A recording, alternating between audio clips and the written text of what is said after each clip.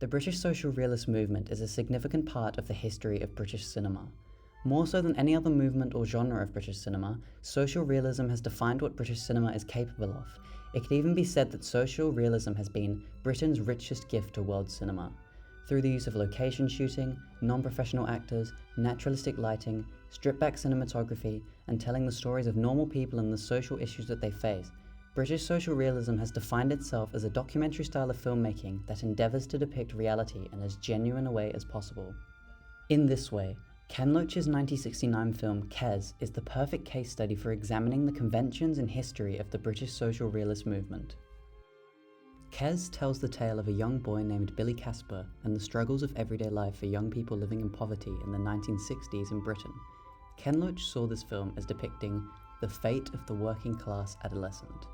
The protagonist and subject matter of this film alone are enough for it to rightly be considered a social realist film.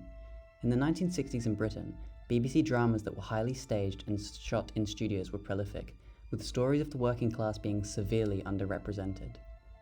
Loach wished to strip back the facade that many BBC dramas adopted, and instead capture the everyday lives of actual people as fairly as possible. In this way, Kes departed from the normality of British TV and cinema. Casper could be anyone watching the film, and that is the point. Ken Loach wanted people to recognise from the inside their own lives reflected back. Furthermore, Casper was played by David Bradley, an at the time non-professional actor. Casper was his first role, and the film was even shot in the town in which he grew up. The use of non-professional actors is a tradition that finds its roots in the Italian neo-realist movement of the post-World War II period. Non-professional actors would be used for the purpose of heightening the realism in both the British social realist and Italian neo-realist movement. Casting non-professional actors heightens the realism, because they look like ordinary people, hence they give the appearance of being authentic, not glamorous stars playing at representing real people. If British social realism is all about telling the stories of normal people and the struggles which they face, then Kes is an exemplary example of this. Kes depicts the effects that various social issues such as poverty and poor education have had upon the working class youth of a specific area. The film uses the dramatic individual story of Casper to explore the social issues of the time. From 1969 until now, British social realist films have been using the stories of the individual in order to speak to wider issues. Films such as Fish Tank, My Name is Joe, and I, Daniel Blake, are particularly good examples, as they tell the stories of three very different individuals. As I previously alluded to, poverty and poor education are two of the biggest social issues that Kes sets out to address. Poverty is seen in every aspect of Casper's life, although there is one particularly cogent example. Despite Casper's brother being much older than Casper himself, he still shares not only a room, but even a bed with him. The significance of this is that his family is so poor that even an adult son cannot afford to leave home, nor is he afforded his own room, or even bed. As for the poor education, the film is rife with examples. From the misguided and harsh headmaster to the abusive PE teacher, the school shows countless examples of poor education. However, it is in the very subject matter of the film that the harshest condemnation of the education system is made. Casper is a failure as a student, but he has also been failed by the system himself. Upon finding a kestrel, Casper begins to train it. It is in the act of training that Casper excels at something for possibly the first time in his life, which is to say, Casper finds that his true passion lies in the training of the bird, something that is totally detached from his education. There is a scene in which Casper explains to his class how he first encountered his bird and how he came to train it. As a boy who is illiterate, Casper finds the ability to talk for an extended period of time in front of his class and even bonds with his teacher over it. This scene shows that anyone can become knowledgeable and articulate on a point that they are passionate about. It is in this that the harshest condemnation of the education system is made. One of the hallmarks of a British social realist film is the way in which they often address a specific social or political issue, and Kes does this throughout. As I previously touched upon, the film was shot in the town in which David Bradley grew up. British social realist films were often shot in real locations. Once more, this is a tradition that finds its roots in the Italian neo-realist movement. Films such as Rome Open City adopted location shooting as a way to both cut costs as well as to increase the authenticity of the film.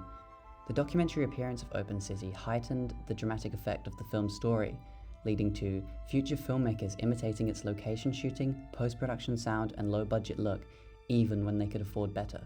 This philosophy has been adopted by many British social realist films ever since. From a film from the 60s such as Kes to 2009's Fish Tank, this tradition has remained consistent throughout the social realist movement. It is in its use of location shooting to heighten realism that Kes serves as an excellent lens through which to view the conventions of the British social realist movement. Remaining consistent with the British social realist movement's desire for realism, the cinematography and lighting in Kes are both highly authentic. Ken Loach and cinematographer Chris Menges very much so abide by the established conventions for a social realist film. For example, wide shots are used throughout to allow the audience to have a clear and vivid understanding of both the location and where everything is situated. Things being clear allows for the audience to better understand and empathize with the characters and the place in which they live. The camera work in this film is also reminiscent of the documentary style of filmmaking in which the social realist style of filmmaking finds its roots. The cinematography strips everything unnecessary away, leaving it in its most basic form. This is reminiscent of the Italian neo-realist movement, although at that time, the more stripped-back style of filmmaking was largely due to the industrial conditions that filmmakers faced. Similarly to the location shooting employed in Kes and other British social realism films, filmmakers of this movement could often afford better, so the stripped-back documentary style of filmmaking was very much a stylistic decision. Much like every other aspect of Kes, the cinematography serves to heighten the realism and increase the authenticity of the film. Ken Loach and Chris Menges had strong feelings on this matter, with Ken Loach saying that effort shouldn't be to make the camera do all the work, but should be to make what is in front of the camera as authentic and truthful as possible.